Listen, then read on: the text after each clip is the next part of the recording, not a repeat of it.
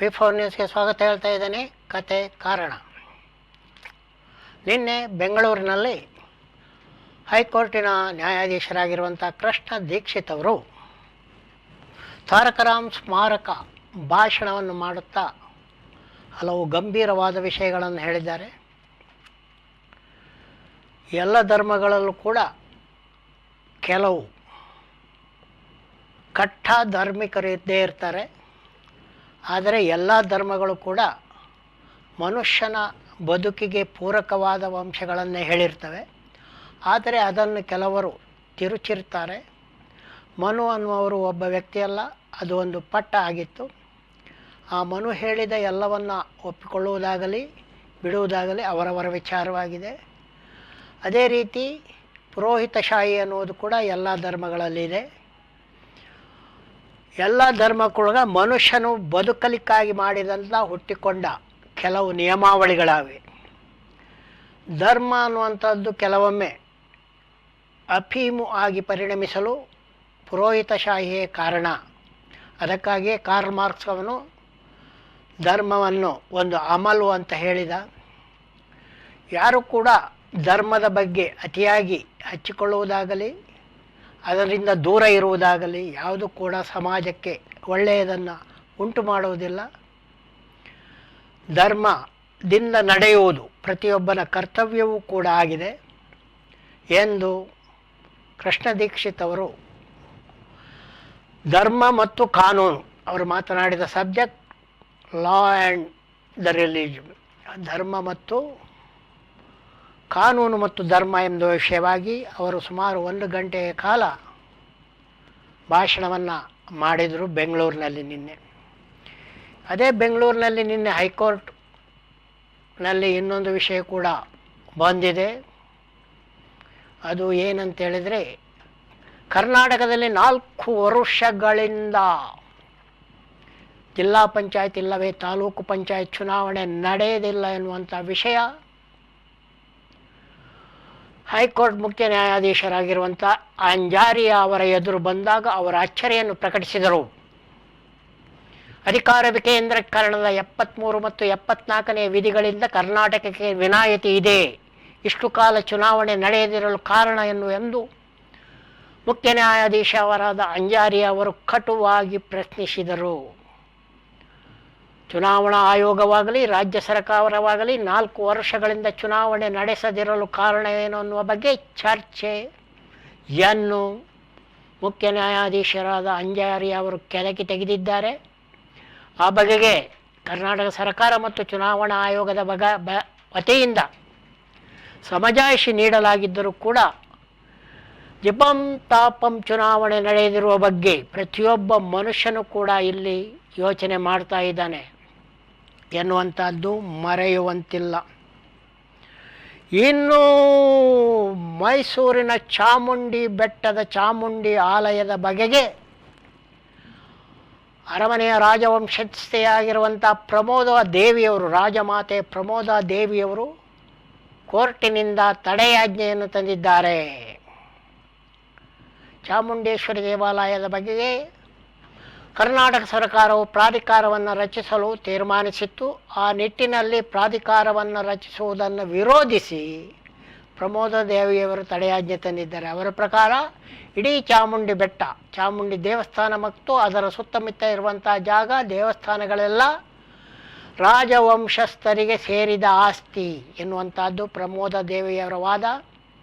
ಸರಕಾರವು ಅದು ಸರಕಾರದ ಆಸ್ತಿ ಎಂದು ಹೇಳಿದೆ. ಆದರೆ ಈಗ ಸರಕಾರವು ಪ್ರಾಧಿಕಾರವನ್ನು ರಚಿಸುವುದರ ವಿರುದ್ಧ ರಾಜಮಾತೆ ಪ್ರಮೋದ ದೇವಿಯವರು ತಡೆಯಾಜ್ಞೆಯನ್ನು ತಂದಿದ್ದಾರೆ.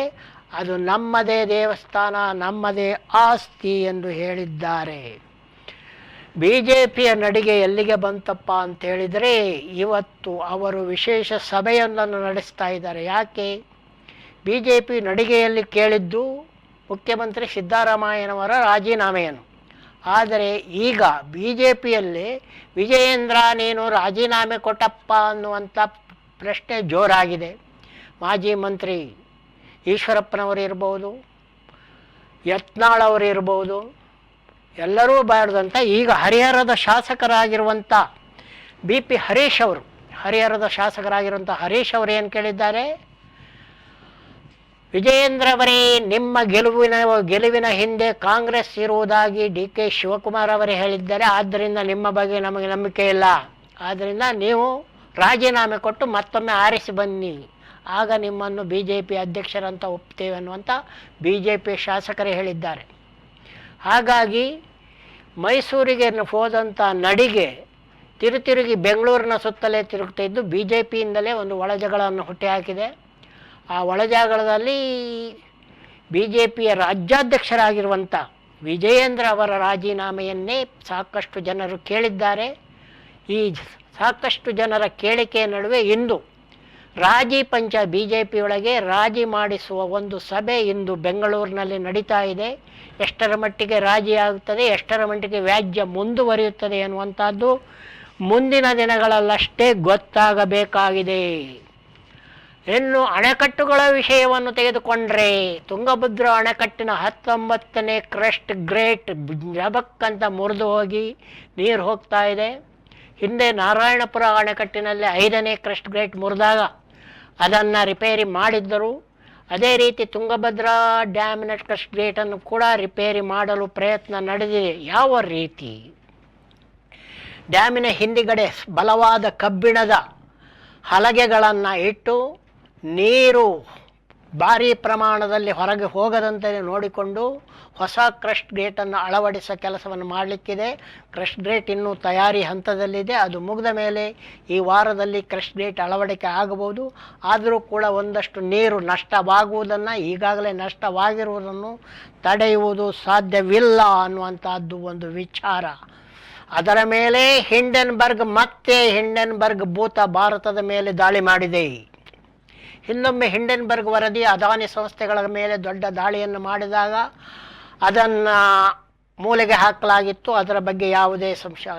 ಆದರೆ ಈಗ ಹಿಂಡೆನ್ಬರ್ಗ್ ವರದಿ ಏನು ಹೇಳಿದೆ, ಸೆಬಿ ಇರುವುದು ಸ್ಟಾಕ್ ಮಾರ್ಕೆಟ್ನಲ್ಲಿ ಆಗಿರುವಂಥ ಅವ್ಯವಹಾರಗಳನ್ನು ತಡೆಯಲು. ಆದರೆ ಸೆಬಿಯ ಅಧ್ಯಕ್ಷೆಯಾಗಿರುವಂಥ ಮಾಧವಿ ಪುರಿ ಅವರೇನೇ ಅದಾನಿಯವರ ನಿರ್ದೇಶಕರ ಜೊತೆಗೆ ಸೇರಿಕೊಂಡು ಮಾರಿಷಸ್ ಮತ್ತು ಬೆರ್ಮುಡಾಗಳಲ್ಲಿ ಅನಾಮಧೇಯ ಗುಟ್ಟಿನ ನಿಧಿಯನ್ನು ಇಟ್ಟಿದ್ದಾರೆ ಎನ್ನುವಂಥ ಆರೋಪವನ್ನು ಹಿಂಡೆನ್ಬರ್ಗ್ ವರದಿ ಮಾಡಿದೆ.